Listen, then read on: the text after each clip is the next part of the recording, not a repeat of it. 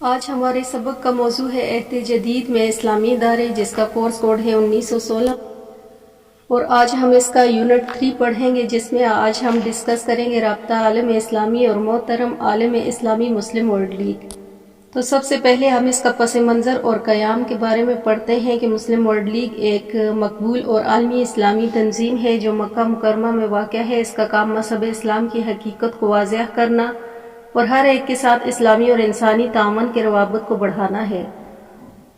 پھر اس کا قیام 8 مئی 1962 میں مکہ مکرمہ میں منعقد جنرل اسلامک کانفرنس کے جاری کردہ ایک فیصلے کے ذریعے کیا گیا۔ اقوام متحدہ میں مشاورتی حیثیت سے بین الاقوامی غیر سرکاری تنظیم کے درمیان اقتصادی اور سماجی نمائندگی کرتی ہے۔ پھر OIC کے سربراہی اجلاس میں وزرائے خارجہ اور تنظیمی کے تمام کانفرنسوں میں مبصر رکن کے طور پر کام کرتی ہے۔ اقوام متحدہ تعلیمی، سائنسی اور ثقافتی تنظیم کے رکن کے طور پر کام کرتی ہے۔ اقوام متحدہ کے بچوں کے فنڈ کے رکن کے طور پر بھی کام کرتی ہے۔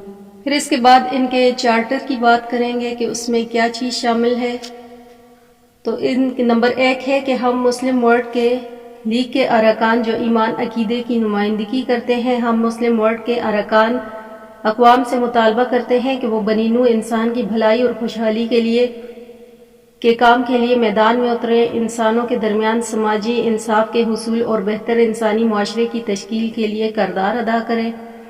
پھر گواہی دینا کہ ہم نہ کسی معاملے کو بگاڑنا چاہتے ہیں اور نہ کسی پر غلبہ حاصل کرنا چاہتے ہیں۔ مسلمانوں کو متحد کرنا اور پوری دنیا میں بکھرے اسلامی معاشرے کے انتشار کے عوامل کو دور کرنے کی پوری کوشش کرنا، حمایت کرنا اور ان تمام چیزوں کی حمایت کرنا جو بھلائی کے لیے ہوں۔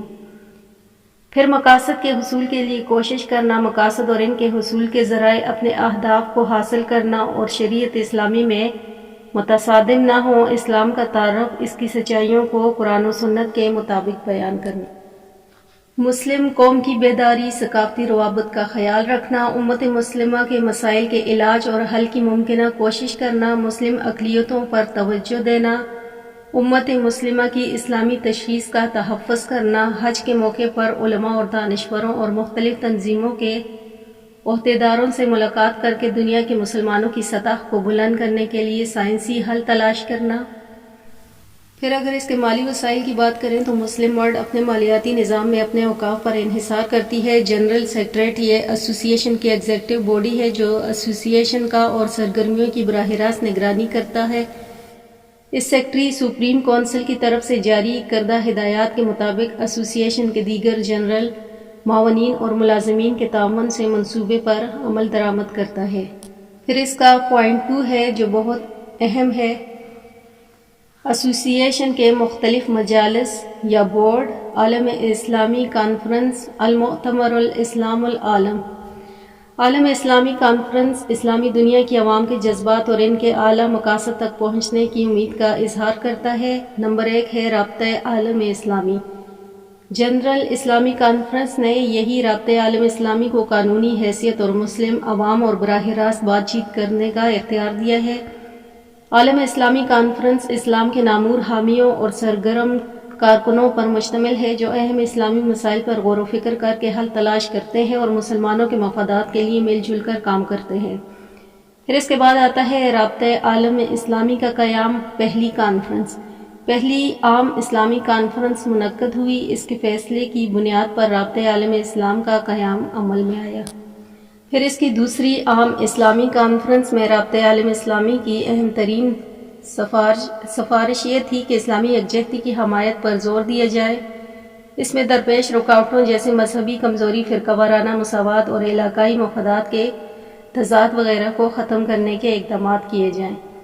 پھر تیسری عام اسلامی کانفرنس ہے۔ اس کی اہم ترین سفارش یہ تھی کہ حرمین شریف مکہ مکرمہ مقدس مہینوں اور مناسک حج کی حرمت پر ایمان رکھا جائے۔ حرمین شریف کے امن بحال رکھنا ہر مسلمان کی ذمہ داری ہے جو اس کے رکھوالے ہیں۔ چوتھی عام اسلامی کانفرنس، اس کا اہم ترین فیصلہ اسلامی قوم، عالمگیریت اور اسلامی عوام کے مسائل کا حل تھا۔ مسلمانوں کا اتحاد، عالمگیریت اور مسلمان عوام کے مسائل کا حل تلاش کرنا تھا۔ پھر اس کی سپریم کونسل کی بات کریں تو ایسوسی ایشن میں اعلیٰ ترین اتھارٹی ہے جو ایسوسی ایشن کے جنرل سیکریٹریٹ کی طرف سے پیش کیے گئے تمام منصوبوں کی منظوری دیتی ہے اور مسلم ورلڈ کی سپریم کونسل 60 ارکان پر مشتمل ہے جنہیں کونسل کے فیصلوں کے ذریعے مقرر کیا جاتا ہے۔ ان میں ممتاز اسلامی شخصیات شامل ہوتی ہیں جو مسلم عوام کی نمائندگی کرتی ہیں۔ پھر اس کے بعد بات کریں گے مساجد کے عالمی سپریم کونسل۔ یہ ایک کارپوریٹ ادارہ ہے جو مسجد کے فن و تعمیر اور حقوق بنانے کے لیے مساجد اور اسلامی اوقاف کو حملوں سے محفوظ رکھنا، ان کی املاک کی حفاظت کرنا، ان کی دیکھ بھال کرنا اور حرمت سے بچانا اس کی ذمہ داری ہے۔ اس کے مقاصد یہ ہے کہ دعوت تبلیغ کرنا، قرآن و سنت کی روشنی میں مسائل کا حل اور مسجد کو حملوں سے بچانا، اسلامی اوقاف کا تحفظ کرنا، مسلم اقلیتوں کے حقوق کا دفاع۔ کونسل کی ذمہ داریاں رہنمائی، تعلیم، دعوت اور سماجی خدمات کی فراہمی کرنا ہے۔ ایسے پمفلٹ جاری کرنا جو اسلام کے اصولوں اور اس کے فوائد کو بیان کرے۔ مبلغین کی ایسی جماعت تیار کرنا جو اسلامی دنیا کی مساجد کا دورہ کرے اور دعوت کا فریضہ سر انجام دے۔ دنیا کی مساجد کا سروے کرنا، معلومات اکٹھی کرنا اور رجسٹر میں محفوظ کرنا۔ ہر مسجد کے لیے ایک بورڈ تشکیل دینا جو مسجد کی سہولیات اور انتظام اور اس کے امور کی نگرانی کرے۔ پھر اس کے بعد اس کا پوائنٹ 3 ہے عالمی اسلامی کانفرنس، مؤتمر العالم الاسلامی۔ اس کا پس منظر ہم پڑھیں گے اور یہ اس کا اہم پوائنٹ ہے۔ جب مصطفیٰ کمال اتاتürk کی جانب سے ترکی میں قائم خلافت اسلامیہ کو ختم کرنے پر عالم اسلام انتہائی اضطراب و پریشانی کا شکار ہو گیا اور بعض ممالک کی طرف سے خلافت کو جاری رکھنے اور نئے خلیفہ کی بیعت کرنے کی بابت آوازیں بلند ہونے لگی تو اس معاملے پر بات چیت کرنے کے لیے اسلامی ممالک کے وفود سعودی عرب کے بادشاہ شاہ عبدالعزیز بن عبد الرحمن السعودیہ کے پاس تشریف لائے اور گزارش کی کہ آپ خلافت کا بار اٹھائیں کیونکہ آپ میں خلیفہ بننے کی صلاحیت موجود ہے، مگر عبدالعزیز السعودیہ نے معذرت کر لی کہ خلیفہ ایسا ہونا چاہیے جس کا حکم تمام اسلامی ممالک میں نافذ ہو جائے جیسے پہلے ہوتا تھا، مگر اب شاید یہ ممکن نہیں۔ مصر کا بادشاہ شاہ فواد۔ ان کے بعد اس کی بات کریں گے کہ خلافت کی بحالی کا خواہش مند تھا اور منصب سنبھالنے کا بھی۔ اس سلسلے میں شاہ فواد نے اسلامی کانفرنس بلائی جس کا مقصد خلافت کی بحالی کا حل تلاش کرنا تھا اور اپنی بیعت لینا تھا خلیفہ بننے کے لیے، مگر صرف چند اسلامی ممالک کی شرکت کی وجہ سے ناکام ہو گئی کانفرنس اور مصر کے مسلمانوں نے بھی شاہ فواد کے اس نظریے کو مسترد کر دیا۔ شاہ عبدالعزیز السعودیہ نے مکہ مکرمہ میں ایک بین الاقوامی اسلامی کانفرنس منعقد کرنے کا اعلان کیا اور مسلم ممالک کو شرکت کرنے کی دعوت دی۔ اس کانفرنس کا مقصد مسلمانوں کے معروضی حالات سے نکلنے کا راستہ تلاش کرنا تھا، ان میں اتحاد و اتفاق پیدا کرنا تھا۔ خلافت کی بحالی اس کانفرنس کے ایجنڈے میں شامل نہیں تھی۔